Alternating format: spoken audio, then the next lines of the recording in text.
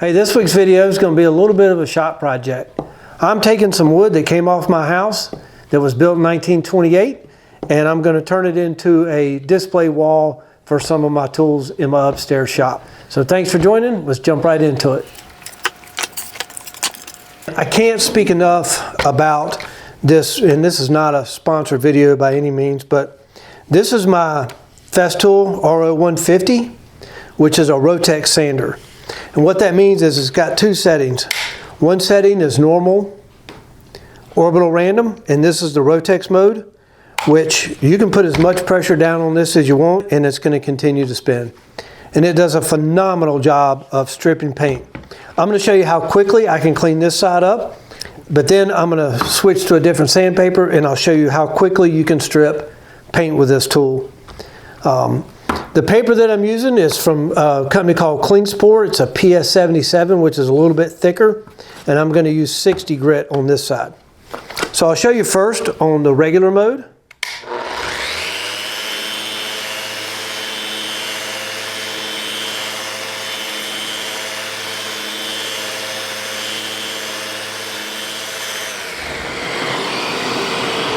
Because I'm using 60 grit, it did a pretty good job on that. But when I switch to Rotex, watch how fast I can do this.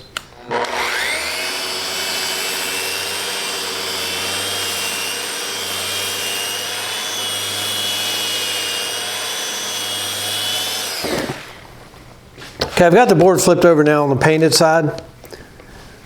And I'm going to switch to a different sandpaper. This is a PS36, still by CleanSport, and it's an even a little bit thicker paper, and this is 40 grit.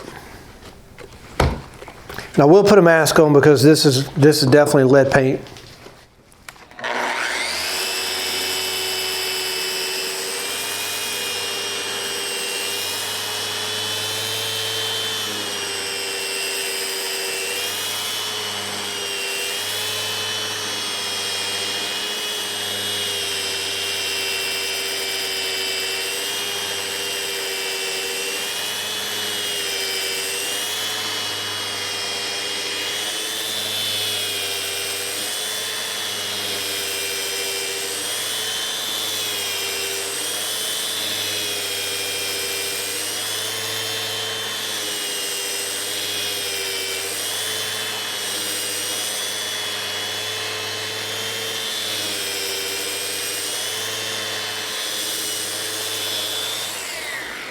All right, you can see how good of a job that did, and it's smooth. I mean, you got to be careful because you can dig into the wood with this, but I just wanted to show you the power of this tool. Next thing to do is just get all these edges cleaned up where there's paint buildup and just junk in there, and that way these will fit together a little better when they go up on the wall.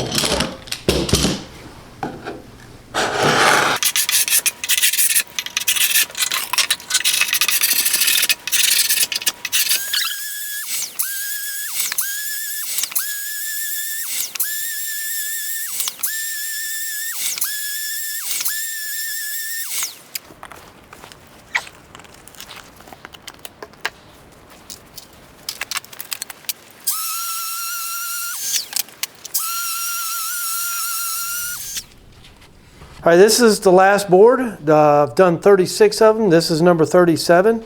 And I thought I would just show you one more of how well this Rotex sander works.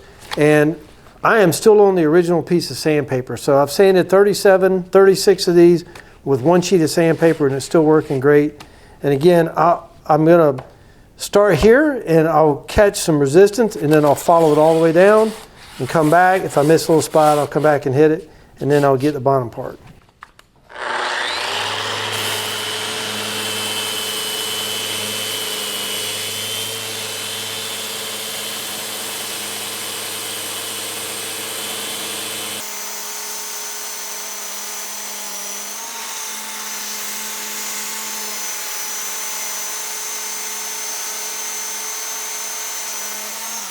This is a CapEx by Festool miter saw, and one of the cool features about this is there's a double laser line, and the space in between the two lasers is your blade curve, so you can know exactly where you're cutting with this tool. Really nice feature.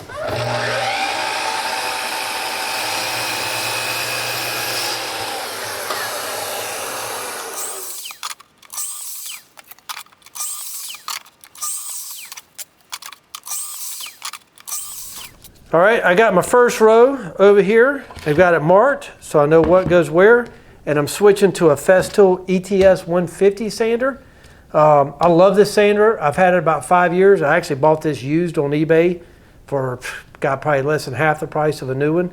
And I use it almost every day in my shop. Knock on wood, never had a problem with it. So I'm going to switch to a Klingspor PS33 sandpaper. It's a lighter weight sandpaper. It's good for finishing, and it's a lot cheaper than the thicker ones. But it lasts a long time. So, ready to get this done? All I got left to do is put some tunes on and get to it.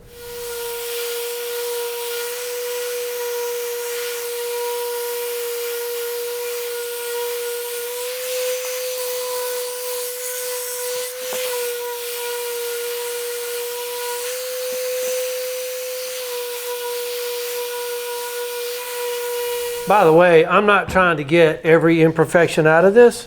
I'm not going to do anything to fill these little nail holes. It's actually cleaner than I really want, but I think by the time I put finish on, it'll look pretty good. All right, I think I got 9 more rows to go. Oh, and hey, if you guys are wondering about my mat here, this is just a yoga mat. I love sanding on these. I've seen other guys use carpet, but these are so easy to roll up and store, and it reduces the vibration of the sander, and it also helps hold the piece in place. I'm ready to put some finish on the boards here, and this is going to be a real easy finishing process. I'm going to be using Watco Danish oil, and this is a light walnut color, which I believe is the color I want. So give this a good shake. I've already shaken it up a little bit.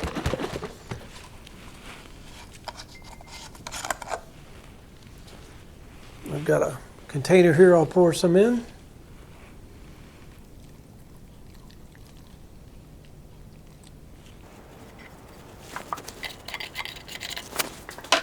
I'm going to brush this on kind of thick. Then I'm going to set them just over here on another workbench. Let them sit for, I don't know, 5-10 minutes. I'll check them. If I need to put more on, I will. Then I'll move them into my finishing room to dry.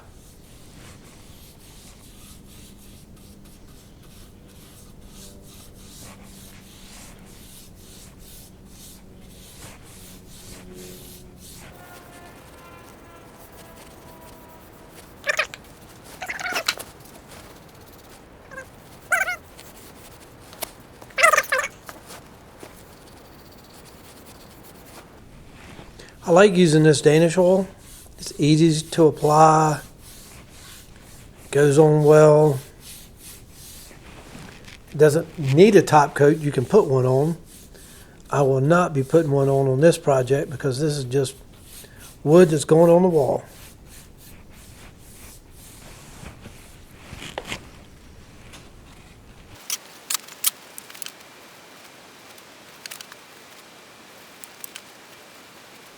All right, these have been drying for about 15 minutes. I'm pretty happy. I've wiped them all down. So I'm going to go ahead and just move these over to my finishing room to get them out of the way.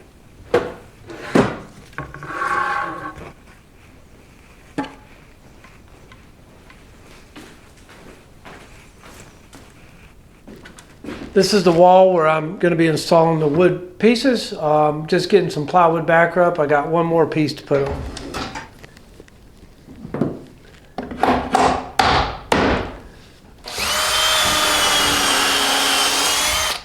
Little jig for the screw holes.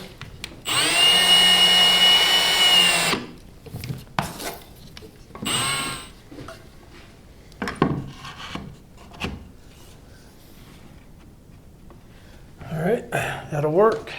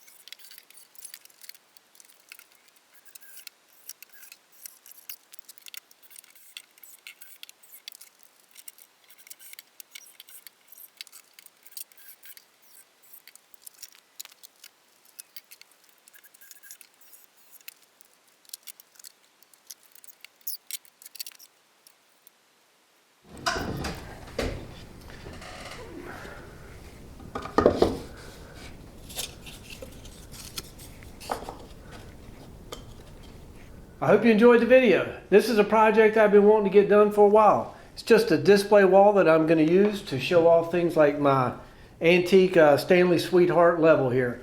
And got a bunch more things to put up over time. Come back next week and join me. You'll see me restore this Craftsman rolling tool chest, vintage, I believe from the 80s. It was a mess when I got it, so hopefully we'll see you then. Thanks.